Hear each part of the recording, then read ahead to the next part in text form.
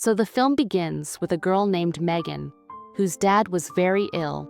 He was a cancer patient and was going to die soon, due to which Megan was very sad, and she wanted that her dad could be treated somehow. To take care of him, she even left her job. At this time, she was trying every way to cure her dad, while on the other side, there was her mother who tried to use black magic to cure her dad. Sometimes she used to keep human teeth under his bed, sometimes bones, and these things made Megan very angry. She used to pick up all these things and throw them in the dustbin. Even Megan's mother started feeding strange potions to her husband on the advice of her friend. And Megan used to get angry at her mother, that how could she do all this, despite being so educated. Megan and Megan's dad's nurse felt that her dad's condition was not getting better because her mother did strange experiments with her dad, we come to know. Megan was also facing some issues of her own. She needed money which her dad was going to give her, but now, due to illness, all the money went into her mother's hands, and she was not able to understand how to ask for money from her mother when her dad is ill. Megan, with great courage, asks for money from her mother, but Megan's mother outright refuses, saying that she has no money, and whatever money she has goes towards her dad's medicines. Her mother also started feeling very sad. That is why Megan tells her mother today that I am with my dad to take care of him. You should go out for a while.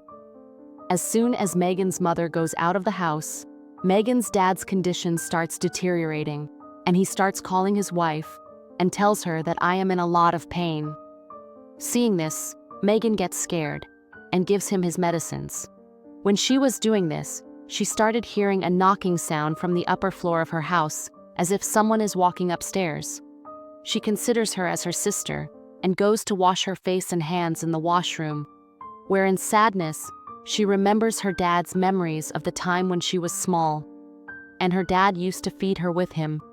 But when she comes out of the washroom crying, she sees that her mom was giving medicine to her dad, and she gets scared seeing this, because just now, she had gone inside after giving medicine to her dad. She gets angry at her mom that you should have at least asked him before giving him medicine. Now he has been given an overdose. Megan tells her mom that there is no other way. We should do this, that both of us stay with dad today. All three of them sleep on the same bed, and in the morning when Megan opens her eyes, she sees that her dad is no more in this world. She wakes up her mom in fear and starts crying a lot. All of them together close her mouth and eyes, and Megan is now shattered by this incident, but she notices that it did not matter to her mom at all. She wonders if her mom never loved her dad.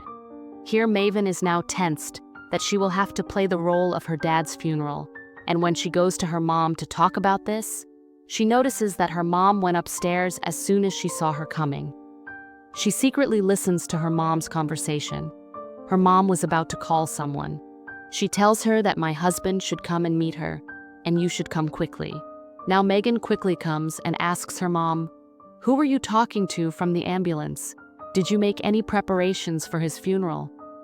But here her mom, instead of answering her, starts making coffee very comfortably and asks Megan to play songs, on which Megan's mind gets confused, and she says, "Mom, are you even able to understand what has happened to us? My dad, your husband, has left this world, and now we have to perform his funeral." At this time, her mom also shouts and says, "Shut up, nothing like this will happen. We just have to keep your dad's body cool." After which she comes. "We'll go, and your dad will be alive again." Hearing this, Megan's head started spinning. What was her mom trying to do now? She thought her mom was crazy, but then her mom tells her that I know a man who brings dead men back to life. Megan tries to explain to her that this is impossible. Then Megan's mom tells her that if you cannot support me in all this, then for God's sake you should go away from here. Now Megan also goes outside and starts crying, and then she gets a call from her dad. Her dad was sitting with her. She felt that her dad was, this time they tell her that whatever your mom is doing is right. You should support her. If you don't let her try, then you will become bad for her. Megan started understanding these things at this time, and she went inside and asked her mom to tell her what to do. She agreed for everyone because her dad had explained to her that, look, when I am not alive, your mom will also understand that all these things are useless and she will never believe in them again. Here Megan's mom also looked very satisfied that now Megan was supporting her. She tells Megan that first of all, we have to empty the hall together, not to leave even a single thing here. After emptying the hall, these people cover the windows of the whole house properly so that the light does not enter their house. After covering all the windows, when she was covering the mirror, she saw a shadow in a mirror. As soon as she looked back, there was no one behind. She looked in the mirror again.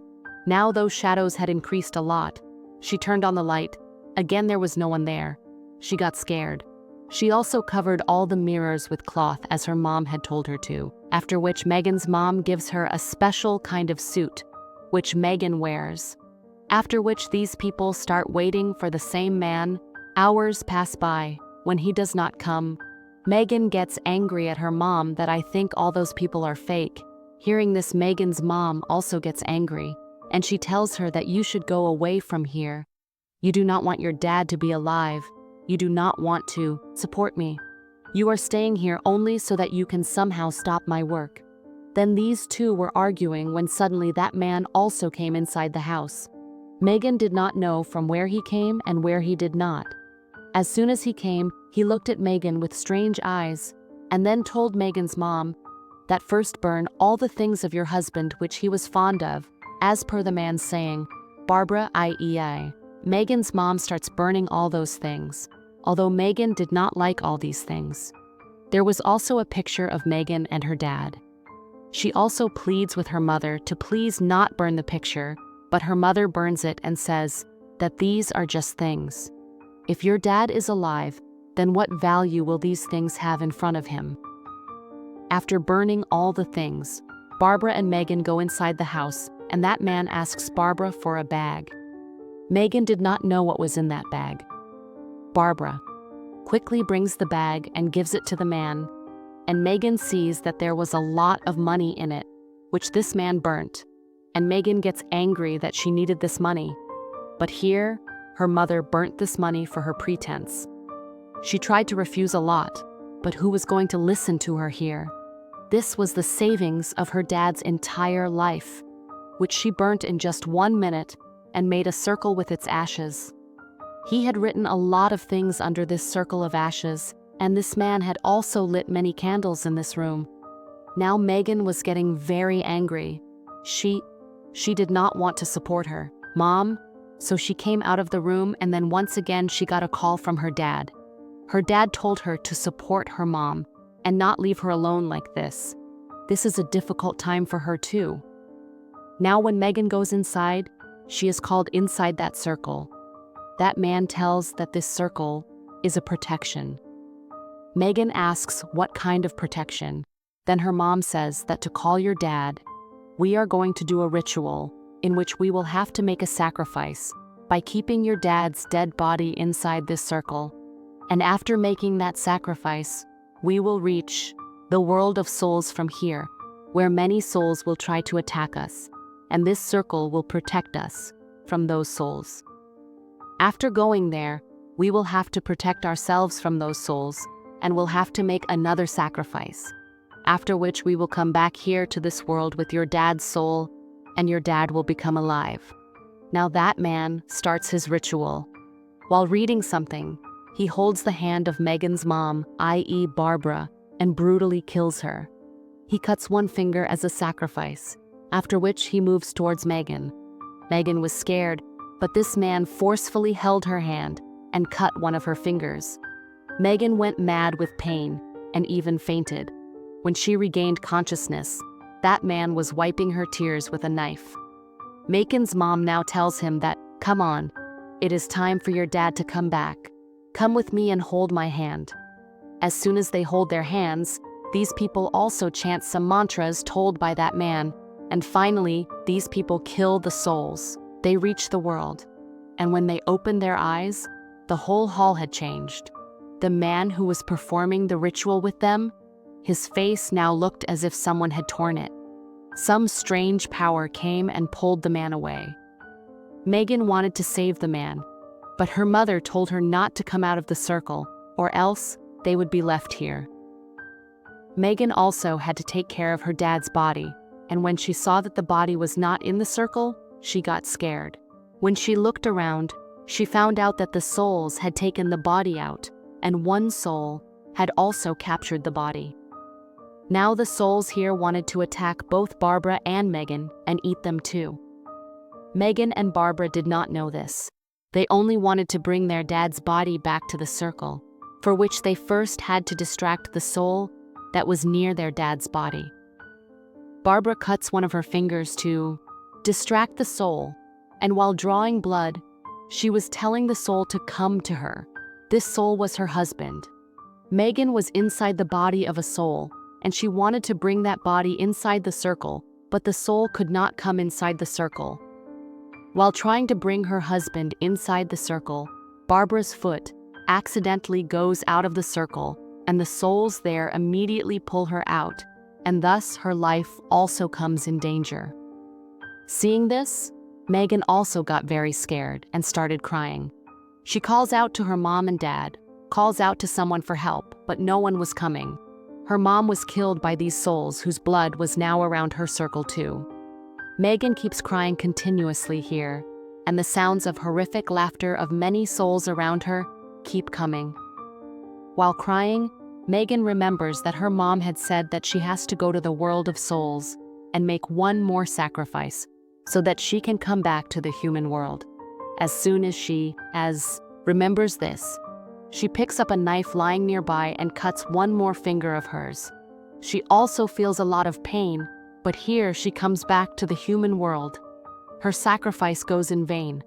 She was not able to understand what was happening to her. She could hear the laughter of all the souls around her. She was getting scared.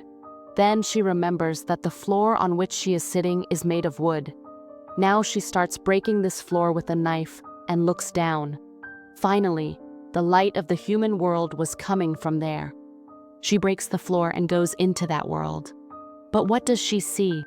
This world was the human world, but it was the world of her memories from where it was very difficult for her to come out. Knowing all this, she faints.